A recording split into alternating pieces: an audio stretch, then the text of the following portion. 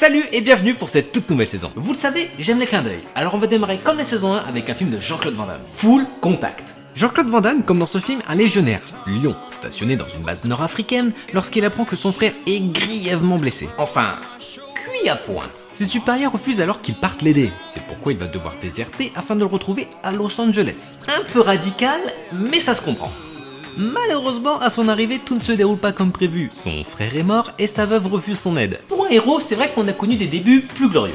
Bref, sans argent et dans l'impossibilité d'utiliser son identité, il décide pour notre plus grand bonheur de se lancer dans des combats clandestins de Full Contact. Ce film fait partie de mes films préférés de Jean-Claude Van Damme, avec Kickboxer et Bloodsport, car la prestation de Jean-Claude Van Damme y est convaincante et il a une belle présence à l'écran. Et d'un point de vue purement martial, la chorégraphie est plutôt bien incrustée, même si elle apparaît légère par moments. Après, niveau scénario, c'est du classique Van Damme, il n'y a pas de réelle surprise ni de prise de risque. JCVD interprète un homme au grand cœur qui va se battre contre les méchants bourgeois. Comme à son habitude, il va défoncer la gueule à tout le monde et sauver la femme de son frère. Du moins la mettre à l'abri du besoin. Bon, après, quand on regarde de plus près qui a réalisé le film, on se dit c'est normal. Il a en effet été réalisé par Sheldon Lechtwich, qui a collaboré à de nombreuses reprises avec Van Damme, donc il ne prend pas trop de risques et fait faire à Jean-Claude Van Damme ce que tout le monde attend de lui. Et ça marche très bien. C'est vraiment un film divertissant, les scènes d'action sont bien équilibrées à travers le film et les chorégraphies vont à l'essentiel, hormis le combat final. On a même le droit à des styles de combat bien marqués, comme par exemple le catch, la boxe et la capoeira. De plus, à l'époque, le spectateur voulait voir Van Damme en action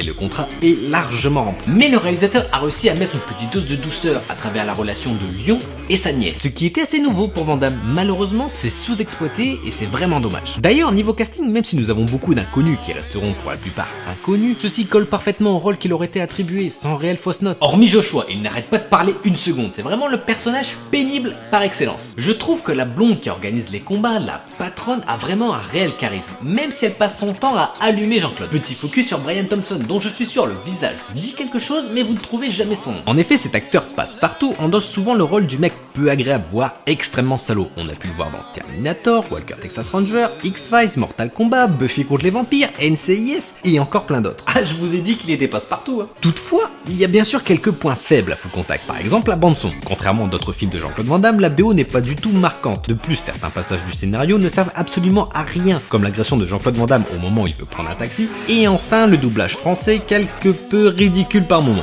Pousse-toi de là, c'est ma bagnole.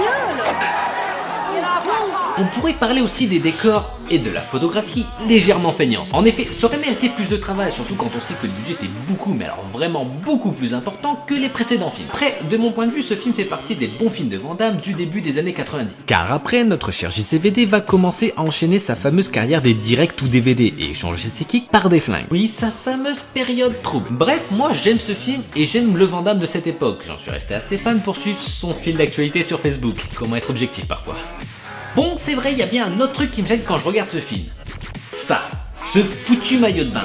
Non mais franchement, Jean-Claude, pourquoi tu as dit oui à ça? Et après, on s'étonne d'entendre dire que les pratiquants d'arts martiaux sont des danseuses. En même temps. Bon, bref, classons ce film. Et oui, je vous ai dit que la formule changerait, mais pas tous les éléments. Par contre, le système de classement sera assez différent. Je ne classerai plus les acteurs, mais les films. Pourquoi? Simplement car j'adore beaucoup de films avec les mêmes acteurs. Ça serait con de se priver. Alors le principe est le même, sauf que maintenant nous avons 3 nouvelles catégories. Infanterie légère, force spéciale et artillerie lourde. Donc Full Contact, je le mettrai au rang de force spéciale. J'adore Van Damme, ça c'est clair. Mais il faut être honnête, la réalisation n'est pas parfaite. Solide au niveau des combats, mais manque de renouveau au niveau de la formule. Et le réalisateur s'est trop appuyé sur sa poule aux œufs d'or pour vendre le film. En gros, du très bon Van Damme, mais qui manque de fraîcheur. Donc voilà, je vous laisse le plaisir de revoir ou de découvrir ce film et de me dire dans les commentaires ce que vous en avez pensé. Quant à moi, je vous dis à la prochaine fois et d'ici là, portez-vous bien.